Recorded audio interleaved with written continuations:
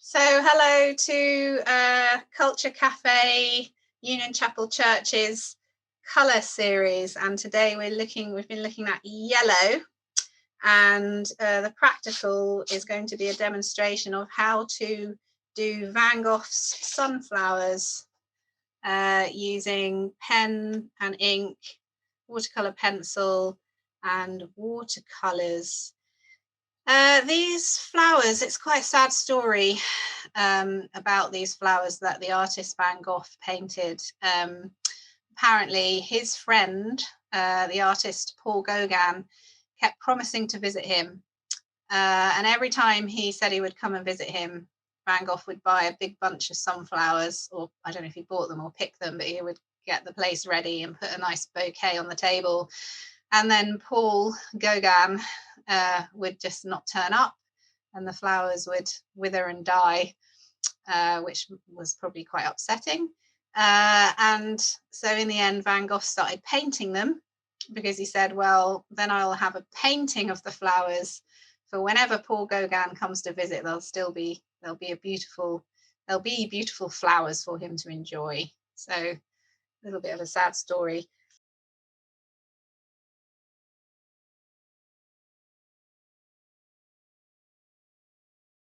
So I've drawn out the basics for the sunflowers. What I've done is I've used watercolor pencil for these round sunflowers, which represent these ones here. And then I've gone round and drawn some of the petals in just an ordinary felt tip pen, which will blur when I add the water because it's water soluble. And then I've also added some petals in a permanent marker, in a very, very neon coloured one, so that will give more definition and defined areas. And I've treated all these round ones in the same way, in that way. And you can see that in some areas where I've gone into the watercolor pencil, it's started to blend with the other pen's ink, and kind of created like an orangey color, and that's really nice. That's because watercolor pencil is so soluble, it's water soluble, so even when you add pen to it, it will blend in that way. And then I've treated the leaves and the stalks the same way by using this fountain pen with so it's just one of these type of fountain pens, and this is water soluble, so when I add the water and the paint, it will start to blend and blur. It's going to create some quite nice effects. Then the outline of this different style sunflower to the others is done in a permanent marker, and then I've added some yellow permanent marker too. And so once you've got your drawing down, if you haven't got paints and you just want to do the whole thing as a drawing, you can carry on colouring in, adding details, swapping your pens around, kind of trying out different pens and different colours to complete your work. But we're going to use paint. So you also notice that I haven't copied it exactly. So I've just focused on a little area. I've also missed out, some of the flowers. I've kind of changed the composition around to sort of suit how I want it to look. So really, I've just been using the Van Gogh as an inspiration rather than making a direct copy of it.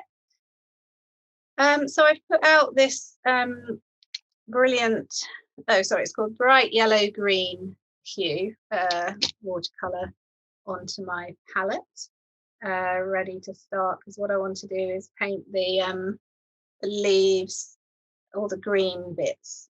So there's green bits in the middle of these circular flowers, and then on the stems and the leaves. So just mixing it up with a bit of water. I don't want it too watery, but actually no, I do. I want it quite watery, so I'm going to add a little bit more water to it. And then you'll see what happens when I when I add it. So it flows. Where I've used permanent marker, which is the green, it doesn't blur, but where I've used the fountain pen ink, it does blur, but only slightly. So just adding in that. And the thing about using a combination of pen and watercolor is that when you come to put the colors down, in some senses it's kind of easier because you've already got your shapes. It's a bit like sort of just like coloring in almost. And you see where it touches the watercolor pencil, it does blur. It blurs into it quite nicely. And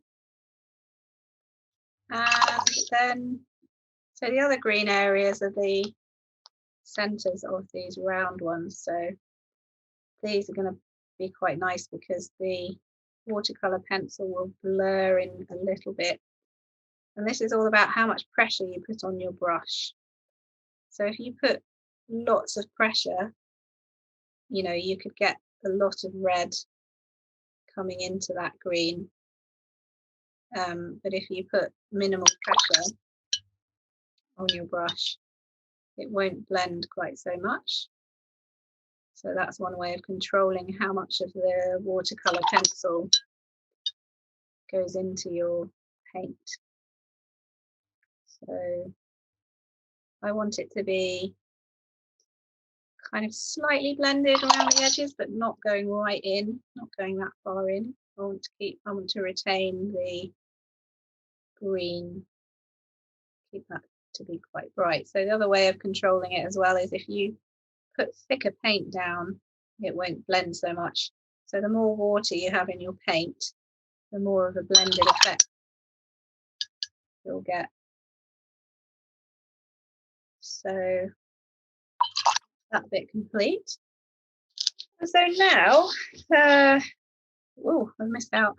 Just realised I've missed a little leaf. So now we're going to do the oranges and the yellows. So there are areas where it's very bright yellow.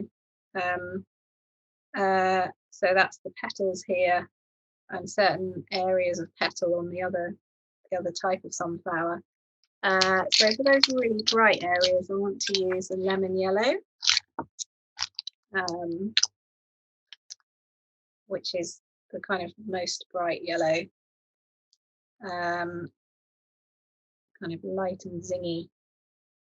So I'm popping that out. So you can see I've added the yellow, I've added the orange, I've been adding all the different colours around, and I did some splats, and I did quite a lot of lifting out here and there. So if anything ran in too much, like the black running in, I lifted it out. I lifted it out all around and made some very fine washes of orange, and put yellow down. So I hope you've enjoyed that art practical based on yellow and Van Gogh sunflowers today.